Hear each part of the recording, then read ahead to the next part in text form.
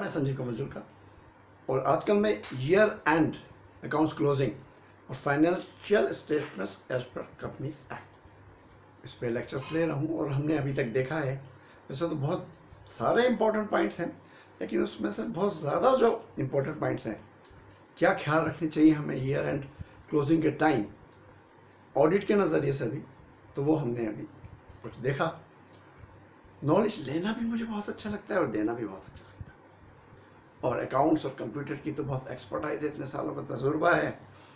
और even accounts और computer में तो मैनुअली या कंप्यूटर के थ्रू कैसे हम ऐसे प्रोग्राम बनाए कंप्यूटर के थ्रू, और अदरवाइज मैनुअली ऐसे सिस्टम्स बनाए कि फ्रॉड्स और मिस्टेक्स हाईलाइट हो जाए, वो भी एक्सपर्टाइज है। फिर थर्ड पार्टी एडमिनिस्ट्रेटर में तो हर डिपार्टमेंट की एक्सपर्टाइज है, चाहे क्लेम्स डिपार्टमेंट ले लीजिए, और क्लेम्स में किस तरह से कंप्यूटर सॉफ्टवेयर प्रोग्राम की जाए कि प्रोसेसिंग फास्ट हो और इंटरनल चेक्स रखे जा सकें। क्योंकि ज़्यादा इंटरनल चेक्स रखेंगे आप तो प्रोसेसिंग पे असर पड़ जाता है। तो दोनों का ख्याल कैसे किया जाए।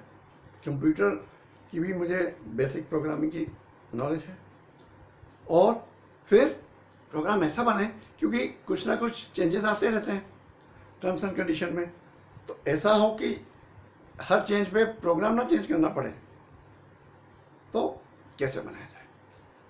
फिर चाहे एंडोर्समेंट डिपार्टमेंट हो, MIS डिपार्टमेंट हो, HR।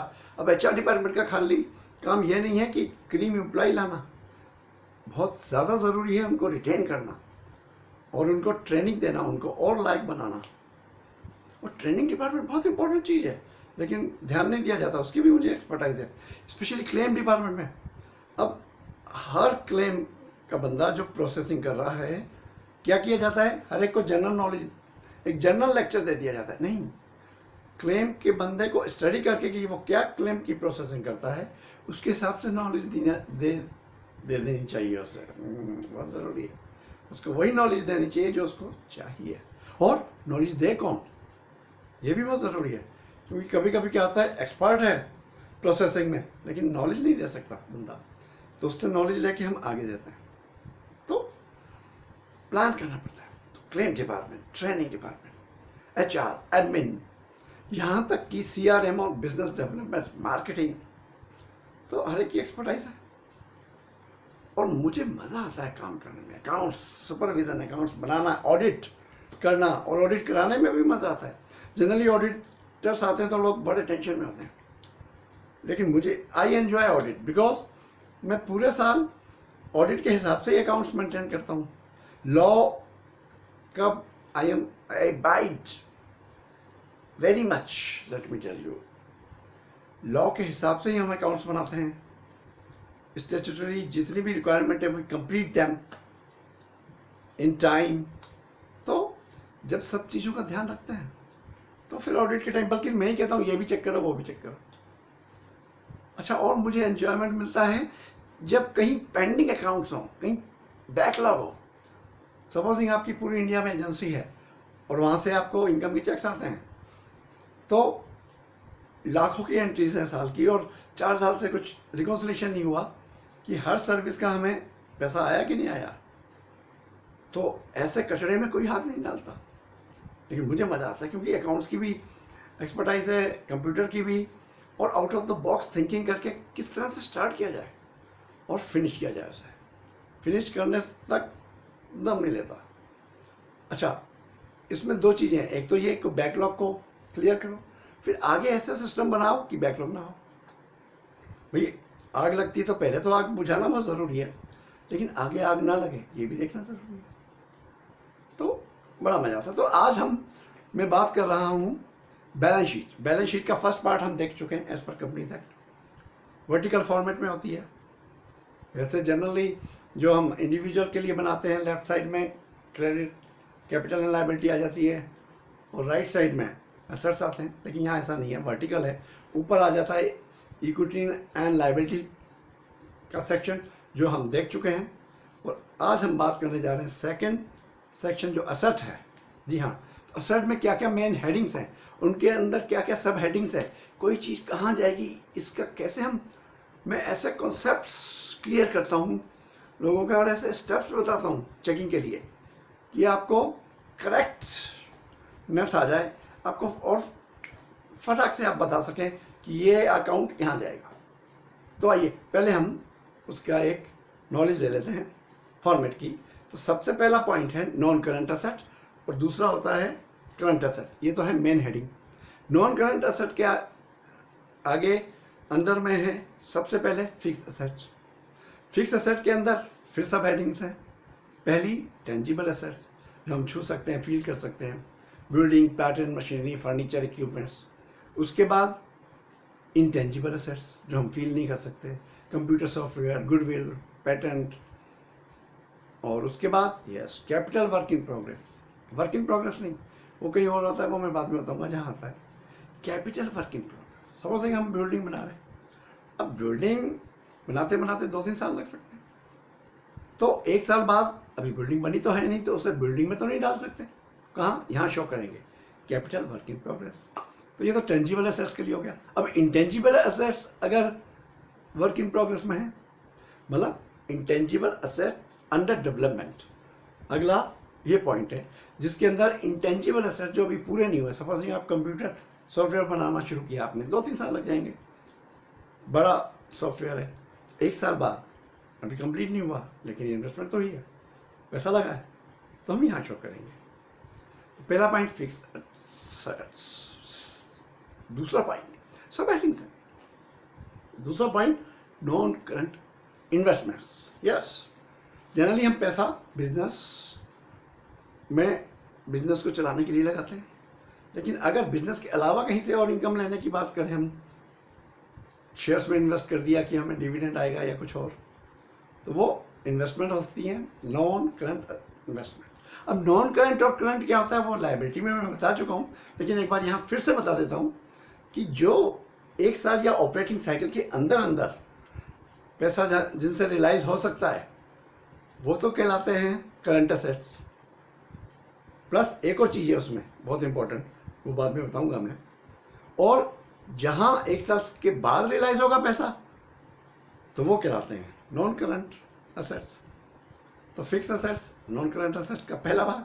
दूसरा है नॉन करंट इन्वेस्टमेंट्स, जो 1 साल या ऑपरेटिंग साइकिल के बाद हमें पैसा जिनका मिलेगा, जो 1 साल या ऑपरेटिंग साइकिल के से बाद टाइम के लिए हमने इन्वेस्ट किया हुआ है। अब third point deferred tax. Fourth point long term loans and advances, जो लोन्स हमने दिए हैं, जो लोन्स हमने लिए हैं वो तो लायबिलिटी साइड में आएंगे जो हमने दिए हैं। उसके बाद अदर नॉन करंट असेट, इसके बाद आता है current asset. Very important. Current asset में सबसे पहले है करंट इन्वेस्टमेंट, जो छोटे टाइम के लिए 1 साल या ऑपरेटिंग साइकिल के अंदर जिनका पैसा आ जाएगा वो करंट असेट के अंदर आएंगी, करंट इन्वेस्टमेंट में, पहला पॉइंट। लेकिन एक बात मैं यहाँ पे बताऊँ कि सपोजिंग कोई लॉन्ग टर्म इन्वेस्टमेंट है जो आपने लॉन्ग नॉन करंट इन्वेस्टमेंट में दिखा रखी है, लेकिन बैलेंस शीट की डेट के बाद सपोजिंग 1 साल से पहले पहले रियलाइज होनी है, तो फिर आप बैलेंस शीट में उसे यहाँ करंट इन्वेस्टमेंट में दिखाएंगे। उसके बाद इन्वेंट्री। अब इन्वेंट्री में अगर आप सपोजिंग ट्रेडिंग करते हैं, फर्नीचर खरीद के बेचना, तो स्टॉक इन ट्रेड होगा। और अगर आप सपोजिंग मैन्युफैक्चरिंग करते हैं, जूते बनाते हैं, लेदर रॉ मटेरियल, तो रॉ मटेरियल, फिनिश गुड जो जूते बन जाएंगे, लेकिन कुछ जूते बीच में होंगे जो अभी पूरी तरह बने नहीं, वर्क इन प्रोग्रेस। हाँ, तो वर्क इन प्रोग्रेस यहाँ आता है, जबकि capital work in progress fix assets में जाता है। तो यहाँ पे आ जाएगा stock in trade, raw material, work in progress, finish goods, फिर लूज टूल्स, औजार, छेनी, हथौड़ा, देन स्पेयर पार्ट्स। तो ये आ जाएगा इन्वेंट्री के अंदर। तो पहला है करंट असेट का भाग, करंट इन्वेस्टमेंट। दूसरा इन्वेंट्री, जिसके अंदर ये सब कुछ आता है। देखिए, देखने वाली बात यह है, बस समझने वाली बात, जिस प्रोडक्ट में आप डील कर रहे हैं, सपोजिंग आपकी जूते की फैक्ट्री है, ये बहुत इंपॉर्टेंट चीज़ है, समझ लो, जूते की फैक्ट्री है आपकी, और फर्नीचर आपने खरीदा, तो वो फर्नीचर अकाउंट में जाएगा फिक्स असेट्स में। लेकिन आप फर्नीचर खरीद के बेचते हैं, ट्रेडिंग करते हैं, तो वो आएगा यहाँ स्टॉक इन ट्रेड इन्वेंट्री के अंदर, करंट एसेट में। तो ये आपने ध्यान रखना है। उसके बाद ट्रेड रिसीवेबल, जिसमें बिल्स रिसीवेबल और डेटर्स आते हैं। तो उसके बाद जो इम्पोर्टेंट है वो कैश एंड कैश इक्विवेलेंट, वो तो करंट एसेट में आता है, तो रियलाइज्ड ही है, करेक्ट। तो इसके बाद short term loans and advances जो आपने दिए हैं, फिर अदर करंट एसेट। तो ये है फॉर्मेट जो मैंने आपको बताया। तो अब हम देखते हैं, कोई एक अकाउंट लेते हैं, उसको किस तरह से देखें। मैं स्टेप्स बताऊंगा, वो स्टेप्स याद रखना। और ये जो मेरा लेक्चर है, ये जो अकाउंट्स सुपरवाइज करते हैं उनके लिए तो है ही, जो अकाउंट्स बनाते हैं अकाउंटेंट उनके लिए भी है, ऑडिटर चेक करते हैं उनके लिए भी है, और जो क्लास 12 के स्टूडेंट्स हैं जिन्हें समझ नहीं आता फॉर्मेट, तो इस तरह से बताइए मैंने कि फॉर्मेट याद कर सकें आप, और क्या चीज़ कहाँ जाएगी उसको कैसे, तो स्टेप्स याद कर लीजिए मैंने। तो सपोजिंग अनक्लेम्ड या अनपेड डिविडेंड है, अभी कहाँ जाएगा पता करने के लिए पहला स्टेप पता करो ये लायबिलिटी है कि एसेट्स। अच्छा, सिंपल उसका एक 1 पॉइंट वो है फॉर्मूला जो मैं आपको दे रहा हूँ। भाई सिंपल है, पैसा देना है तो लायबिलिटी, लेना है तो एसेट। तो अनक्लेम्ड डिविडेंड है, वो क्या है? वो डिविडेंड जो किसी ने क्लेम नहीं किया, पर क्लेम करेगा तो देना पड़ेगा ना, देना पड़ेगा मीन्स लायबिलिटी। चलो ये तो पता चल गया, एसेट की लायबिलिटी। अब लायबिलिटी नॉन करंट है कि करंट है? क्या 1 साल या ऑपरेटिंग साइकिल के अंदर देना है? हाँ जी, अगर वो कल क्लेम करेगा तो कल ही देना पड़ेगा, तो करंट लायबिलिटी। ठीक है, तो लायबिलिटी है, उसके अंदर करंट लायबिलिटी है। अब करंट लायबिलिटी के अंदर कौन सब हेडिंग में आएगा? पहला क्या है जो मैंने बताया था, शॉर्ट टर्म बोरोइंग्स। दूसरा ट्रेड पेबल। तीसरा अदर करंट लायबिलिटी। चौथा यस शॉर्ट टर्म प्रोविजंस। तो ये 4 हैं। अब इसमें कहाँ जाएगा उसके लिए अब देखिए आपको स्टेप्स बताता हूँ। सबसे पहले देखो शॉर्ट टर्म बोरोइंग, क्या ये पैसा लेके वापस देना है? नहीं, ऐसा तो कुछ भी नहीं है।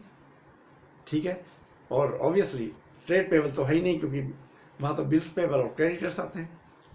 इसके बाद लास्ट में चलते हैं, जो 4th पॉइंट है शॉर्ट टर्म प्रोविज़न। नहीं, प्रोविज़न भी नहीं है, प्रोविज़न और एस्टिमेट्स ऐसा तो कुछ है नहीं। तो फिर ये कहाँ आएगा? Other current liability. जो कहीं नहीं है आता वो अदर करंट लायबिलिटी में जाता। तो पहला स्टेप लायबिलिटी है एसेट, पैसा देना है तो लायबिलिटी, वरना पैसा आना है तो एसेट। ठीक है। दूसरा करंट के नॉन करंट, देखो रिलायंस अगर एसेट है और लायबिलिटी है, जिसे अगर लायबिलिटी आपने देनी है, क्या वो 1 साल या ऑपरेटिंग साइकिल के अंदर देनी है तो करंट, वरना नॉन करंट। अब करंट लायबिलिटी में भी कहाँ जाएगा? बोरोइंग है, पैसा लिया और देना है, फिर तो शॉर्ट टर्म बोरोइंग। अगर प्रोविज़न है तो शॉर्ट टर्म प्रोविज़न, कोई एस्टिमेट। ट्रेड, अच्छा ट्रेड पेबल तो साफ पता चल जाता, क्रेडिटर है जिन्होंने हमसे सामान लिया, तो वो क्रेडिटर्स या बिल्स पेबल है, तो ये तो सबसे पहले पता चल जाता है। अब जो तीनों में नहीं है, अदर करंट एसेट। लायबिलिटी में डाल दो इधर, उधर होगा तो अदर करंट एसेट में जाता है। सेम फॉर्मूला इधर भी उधर भी यूज करो। So these are the steps how you can go. तो फिर इसके बाद आपको कोई भी अकाउंट दे दिया जाए, और डिस्कस करेंगे इसके हम अगले लेक्चर में, और भी बातें देखेंगे, क्लोजिंग से कंसर्निंग, ऑडिट से कंसर्निंग देखेंगे, स्पेशली इंश्योरेंस, टीपीए, और हाँ यहाँ फिल्म इंडस्ट्री का भी मुझे अकाउंटिंग की नॉलेज है, तो उसमें producers, production houses as well as exhibitors, cinema hall, उनके अकाउंट्स के बारे में भी बात करेंगे, और भी कुछ बातें करेंगे अगले लेक्चर में। Thank you.